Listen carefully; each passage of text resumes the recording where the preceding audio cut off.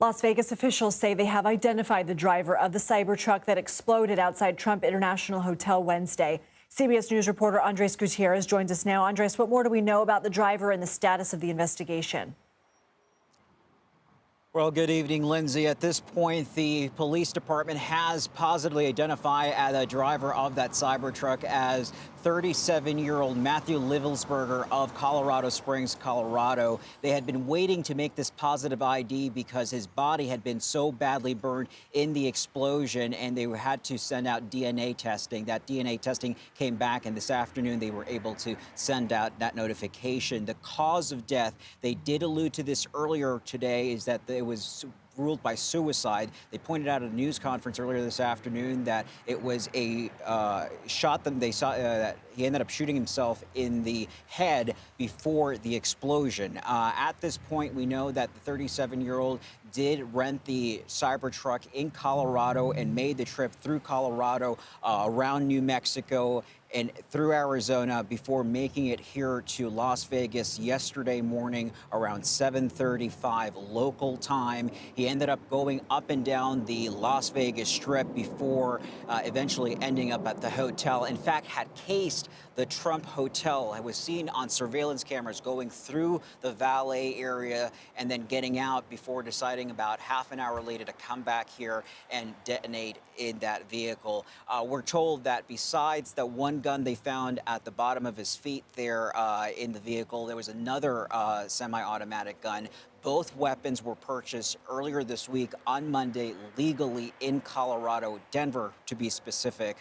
They also found the large fireworks mortars that some of them had detonated, others were not. The ATF pointing out that overall this setup that he had was not sophisticated. And to them, that was pretty striking, given that this was a Green Beret who had extensive knowledge with explosives and drones. And so they're saying that if he did want to unleash some type of terror, that he would have been able to come up with a more sophisticated way of an explosive, but that was not the case here.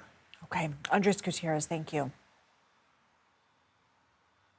Despite the FBI identifying the New Orleans attacker as an American-born U.S. citizen who grew up in Texas, President-elect Donald Trump is suggesting the incident could have been avoided with stricter immigration policies. Trump has made multiple posts about the attack on Truth Social, including on Thursday, saying in part, quote, "With the Biden open borders policy, I said many times during rallies and elsewhere that radical Islamic terrorism and other forms of violent crime will become so bad in America that it will become hard to even imagine or believe. That time has come, only worse than ever imagined."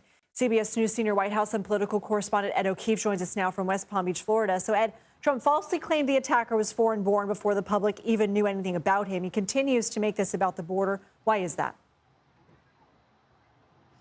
Because he made a campaign year pitch to fight crime and immigration and radical terrorism broadly.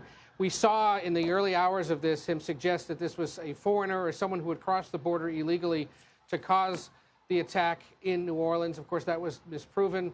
It was a U.S. citizen, a military veteran. His message changed overnight into this morning when he started raising concerns about radical Islamic terrorism and saying if the Justice Department had been so focused on prosecuting him and election interference cases and perhaps had been rooting out radical Islamic terrorists, maybe this wouldn't have happened. But to be clear, Ed, there's no indication that the attacker ever posted anything prior to the hours before the attack. Correct. Exactly. And the Homeland Security Secretary reiterated that earlier today, that it wasn't until just hours before, if not moments before the attack early Wednesday, that he started posting videos saying that he was inspired by ISIS, and then this happened. So, again, his message changed this morning, not yesterday, once all that information was out. Either way, it's a political argument not entirely rooted in accuracy, but par for the course with the president-elect, and a sign of the lingering anger that he has with the Biden administration writ large and with the Justice Department and the FBI specifically, and a reminder that those two entities are in for some wholesale changes once the Trump administration begins in 19 days.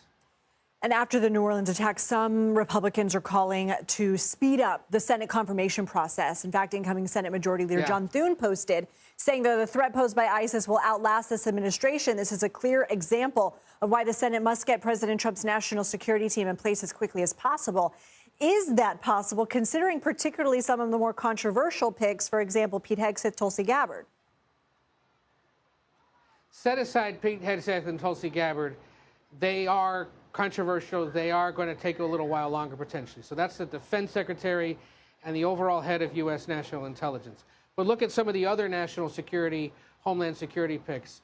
Marco Rubio for Secretary of State, Pam Bondi for Attorney General, John Ratcliffe to lead the CIA, and you could probably throw in Kristi Noem to be the Homeland Security Secretary.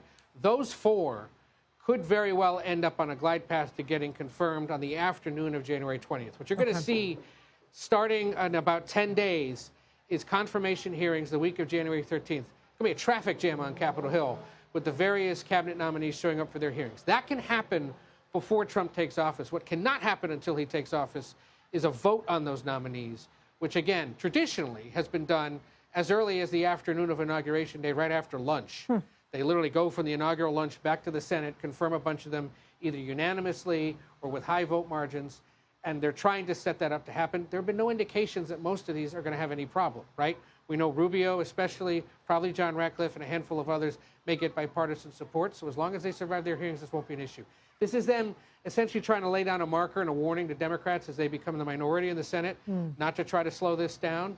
But by all indications, unless there's something in the paperwork or their past that comes up and that affects the votes of Republican senators, because remember, all you need is 51 Republican senators, given they have control of the chamber, then everything should be fine. It's just them trying to create an issue where there isn't necessarily one to be had just yet. Okay. Ed O'Keefe, thank you so much.